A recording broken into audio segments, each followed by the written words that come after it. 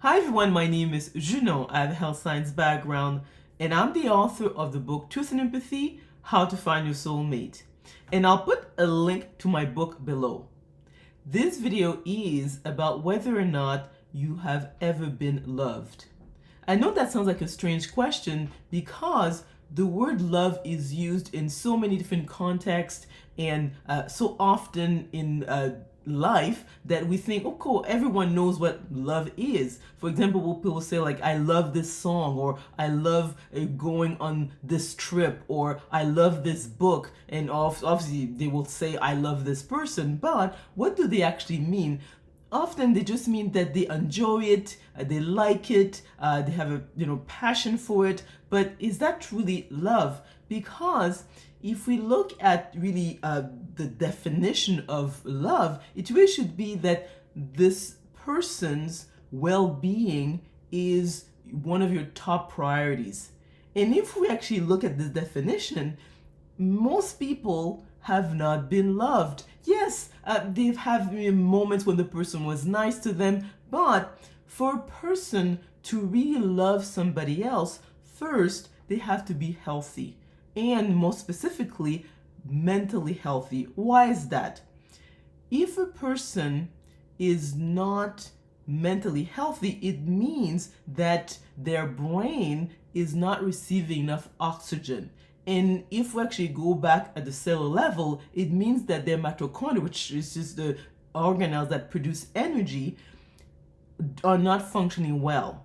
So essentially, if you look at most people and they are hyperventilating to the mouth, so in other words, they're not getting enough oxygen to their brains, it means that they simply don't have the energy for somebody else. So in other words, you can only give what you have. And if a person is suffering from anxiety, depression, bipolar disorder, ADHD, and so forth, is that they barely have enough energy to go through the day. So yes, they might have moments when they think about somebody else, but most of the time, they're just trying to survive. So unfortunately, in the Western world, at any given point, about 80% of adults suffer from a mental illness. So in other words, mental illness is not because you feel sad for like a couple of days. If you meet a person and they tell you they're struggling with a mental illness, it means that they simply don't have the resources to focus on somebody else. So it's not the time to want to become their romantic partner. And unfortunately, as I mentioned, is that at any given point in the Western world, about 80% of adults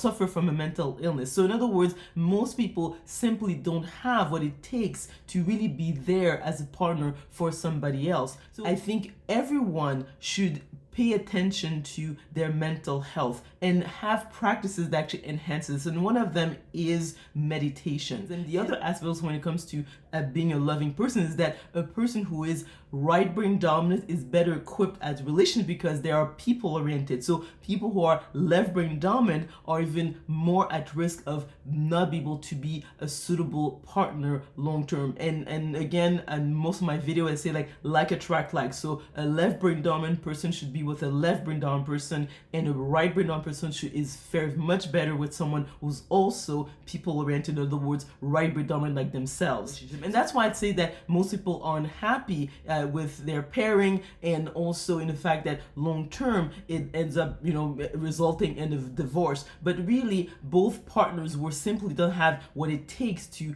really be there for somebody else. So in other words, I would say that unfortunately most people have probably never been in a truly loving relationship because they or their partner simply did not have the mental capacity and the emotional bandwidth to really pour into somebody else. Because to put somebody else's well-being as one of your top priorities and be able to really invest yourself, you need to be able to give. So let me know what you think about the content of this video by commenting below. If you like this video, if you learned something, please click on the like button. Also remember to click on the notification bell to be notified of other videos I'm going to be making.